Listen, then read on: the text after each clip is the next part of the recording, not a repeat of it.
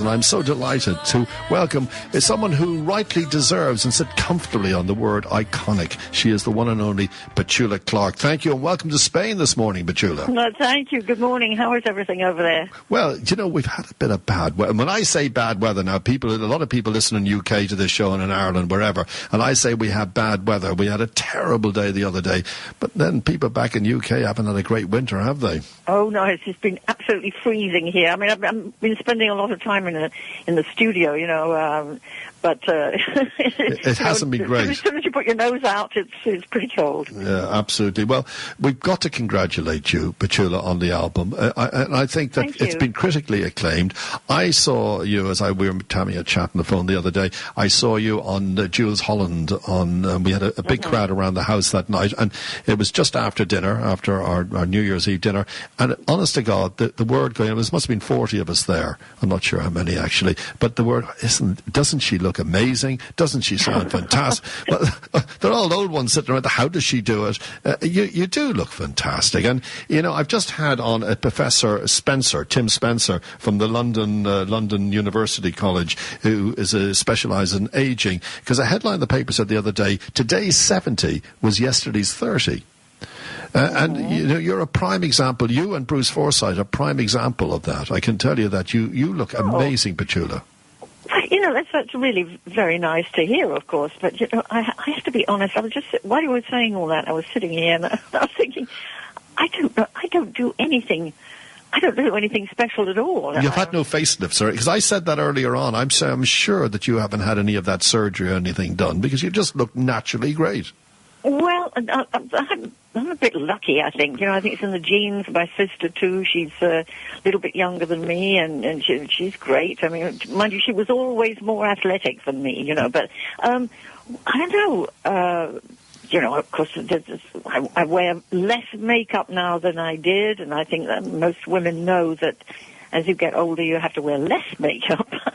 But, I mean, apart from that, you know, I have my moments when I put a bit of weight on, but it comes off. Do you know, they showed a clip of me the other day on television over here of an Albert Hall concert a few years back, and I was so thin.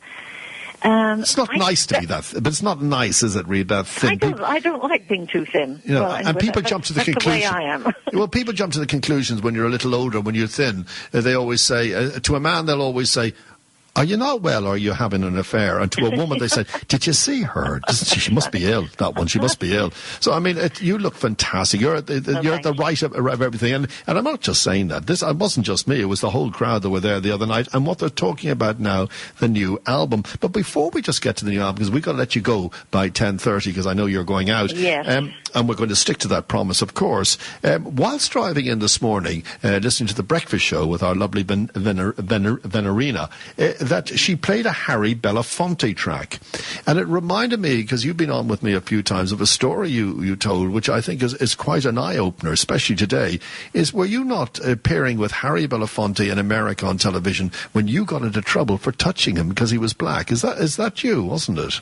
Yes, that was me. I thought the whole thing was pretty ridiculous. Well, it was, in fact, but it was the time. You know, it was back in, you know, when the civil rights movement was all going on, and Harry was guesting on my show actually in Los Angeles, and we had rehearsed for about 3 weeks, and we were getting on fine, and I was very flattered that he was doing my show, and he's a great artist, and we were having a wonderful time together.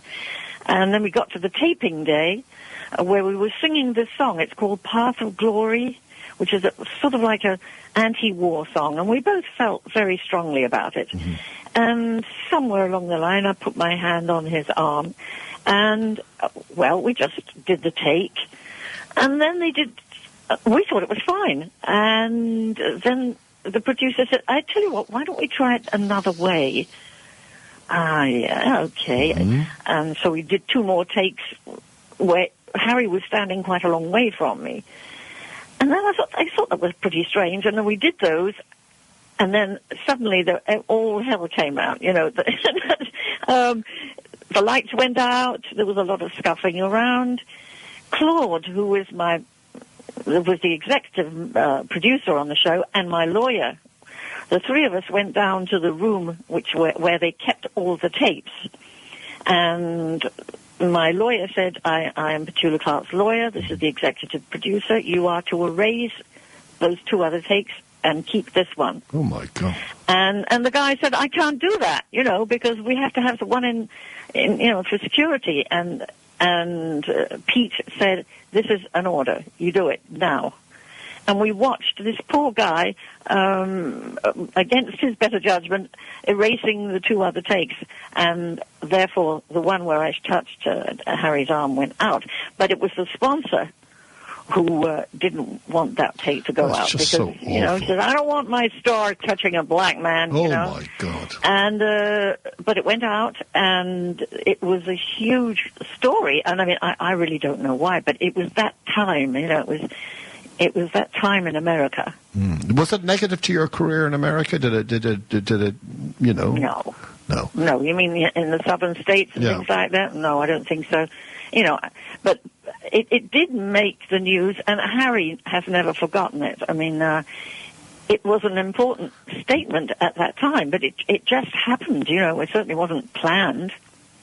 It was an extremely important statement, and it showed the innocence of people who didn't look at someone because of their colour. You looked at someone because of his talent. I had a black musical director for 12 years in the States, Frank Owens, and I'm sure you kissed him once or twice goodbye. I shook his hand now and again, and nothing wrong with that. It's unbelievable, but it's a story that's stuck in my mind. As you said, it's stuck in Harry Belafonte's, and many people have probably heard it. I know sitting next door is one of our hosts of our shows, and she's sort of nodding her head. She's listening to this.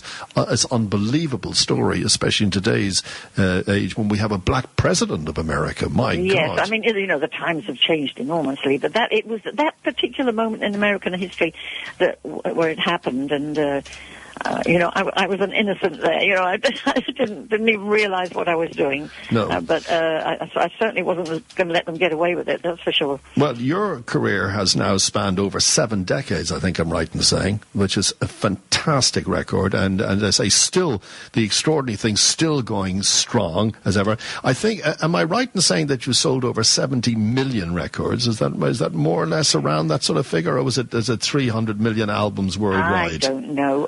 I don't count all that. I just sing the songs, and somebody else does that. I think it's 300 million albums. Because I not only do I have all the American hits, Downtown, all the rest of it. I say American because they sold more in America than anywhere else. But I had all the French stuff as well. I was making hit records in France. Well, you're huge because married to Claude Germany. And your family. Yeah. Do you look at your family more as French than English?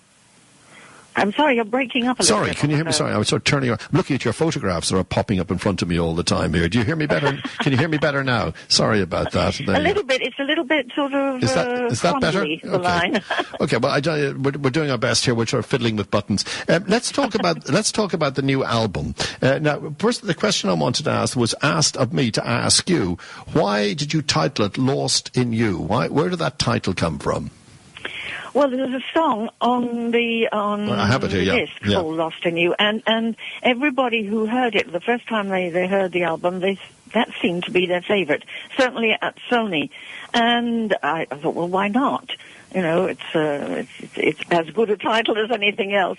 But maybe you haven't heard the song. It's quite lovely. Well, we will play it. Of course, we're going to play a lot of songs because we're going to dedicate, even when you're gone today, we're going to dedicate this album to the rest of my show. Well, thank you. Let's talk about Downtown. Downtown, you would think this was sort of your signature tune in many ways, certainly in this part of the world. And you'd wonder, when your producer turned around and said, let's put Downtown on this album, and you'd sort of say, well, I thought we're doing all new stuff, and then he would say, but we're going to do a new version. What was your feeling, first of all, when you heard what he was going to do to the song? Oh, it was quite simple. I said no. I said no. We don't touch Downtown. What's the point? And I had to go to Paris. I was doing something in Paris, and I was away for a couple of days. Came back to London, went to the studio, and John said, "Sit down. Listen to this." He pressed the button. Well, let's okay. Stop he there. played this beautiful track because there was no vocal Stop on it. Stop there. Stop for a moment. Listen. You can always go downtown when you've got worries. All the noise and the hurry seems to help. I know downtown. Just listen to the music of the traffic in the city. Absolutely beautiful. Absolutely stunning. Yeah, it's nice. I mean, there are bound to be people who will say, well, what did she do that for, you know? Well, it's interesting. I just think it's an interesting thing to do. And the song is so good that it stands up, you know what I mean? And for me, as a singer, it's like singing a new song. Beautiful. So that's quite fun. It should be a single as well. Again, I'm sure our friend Tony would be delighted. I must give him a call, bring him on the show maybe on Monday and ask and play it to him and get his view. Of course, Tony Hatch, who wrote that iconic hit for you. Did you have much say in the choosing of songs on this particular album and sort of songs like Crazy? Yes, I wasn't sure. I wasn't crazy about Crazy. I wasn't sure that it was right for me or that I was right for it. But the producer really had a vision of it, you know, and he said, listen, just try it. You know, we were working in a very small, intimate studio in London at the bottom of his garden, a little kind of shed, really. Wow. And so it was a very intimate atmosphere. And he said, just try it. And, of course, as soon as I started singing it, I loved it. And that's one of my favorite tracks. But, you know, we were all in there together. There were young writers coming in with new songs, and we would listen to them, and some of them we liked and some we liked less. And we just did them. And when we did the covers, we thought, well, let's do some covers. And we did Imagine. And we did... Love Me Tender. Love Me Tender. Do you know, I'll just stop you there. Love Me Tender. Let me just tell you a little bit of Love Me Tender, what it means to me. I've been married for nearly 41 years to my dear wife, and I used to sing this song to her in the car. We had a little Spitfire then. I used to sing this song to her, and you know what she said to me? She said, if you promise never to sing that to me, I promise you I'll marry you. Oh, dear. Absolutely. I love this song so much. I think it's one of the greatest love songs of many a year. Yeah, it is lovely. Now, Love Me Tender was an Elvis Presley hit. Yes. You got a story about Elvis. I'm watching the time, so don't worry. You have a story about Elvis, haven't you? Well, I first met Elvis in Vegas. I was out. We were doing a sort of girly night out with Karen Carpenter, and we thought, well, why don't we just go and see Elvis? Go and see his show at the Hilton. And neither of us met him. And it was great. And after the show, he invited us back to his dressing room. And he started to flirt very heavy with both of us. I mean, he obviously had plans for the end of the evening, you know. Did you have plans? I wasn't even thinking about it. Do you know? Elvis Presley, Petula. I mean, come on. I know, but and Karen certainly wasn't thinking about it. I mean, Karen was a very sweet, rather naive girl, you know. And I felt very responsible for her. And so I turned into sort of Mary Poppins and got her out of there, you know. Wow. And Elvis was really amused. He thought that, I don't think he'd ever been turned down by quite like that. Was he very handsome? Was he a very handsome man? Oh, at the time, he was extraordinarily handsome.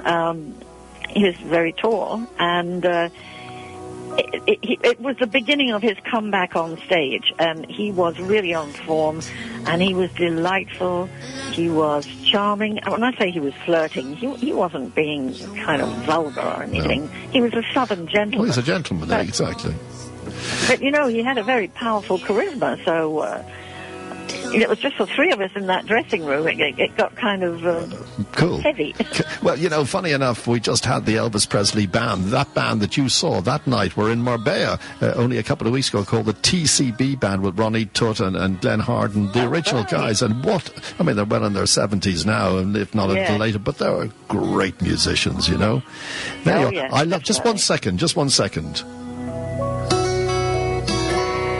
We're coming to the end of the song. I was loving that. Absolutely. I love that song. Well, coming to the end of this interview, I could speak to you all day, Petula, and we're such fans of yours down here. And the response that we got when they heard you were coming on the show to talk to you was being crazy. Because, we saw you on, I think, BBC Breakfast the other day talking about the album. You're doing the rounds, aren't you? And I have here, I hope it's the latest tour ahead of me. You've got a schedule ahead of you in October, which would a younger person would be knocked out by it. Well, it's not a huge tour. I think it's about 10 dates, and we start in Manchester and we finish in Cardiff. We're doing London and Birmingham, the usual big places. But I'm really looking forward to it. I actually enjoy touring. The one thing that we have to do is put a band together. Uh-huh. As I don't live in England, so we have to put a really good band together. I think my musical director from America will come over and help us out with all that. But I'm really looking forward to it. It's in October. We'd love to bring you here to Marbella. They would absolutely love it. It would be absolutely love it. How many piece band? What sort of piece band do you have? Well, I have been working over the last few years with just a 5-piece band, and I really like working with that size band. It's powerful enough, but it's not overpowering, and it's a very kind of versatile group. I can do the soft songs, I can do some more rocking stuff. The thing is to find really, really good musicians, and that's what I'm looking for now. Well, you're in Salford on the 2nd, the 3rd you're in Glasgow, the 5th you're in Newcastle, the 6th you're in York, and the 7th you're in Birmingham, the 9th you're in Guildford, the 10th you're in Northampton, the 11th you're in Ipswich, the 13th you're in London, Royal Drury Lane, and you end the tour, that's your October tour, in Cardiff, St. David's Hall, which happens to be St. David's Day today, to all the Welsh people out there. We've just been speaking to I'm Wales. half Welsh, so I've got to go out and buy a leek or a daffodil or something. A daffodil. Well, look, Petula, may we say, lovely again for you to spend some time with us here in Spain. We would love to bring you down here, maybe for a charity concert or something. We're going to go out with the track, the Lost in You, the title track of your new album. We wish you success, continued great health, and success on your tour as well, and for our album sales. Thank you so much, Petula, for joining us here in Spain today. Thank you. I always enjoy talking to you. Bless you. Thank you, Petula. Bye-bye. Bye.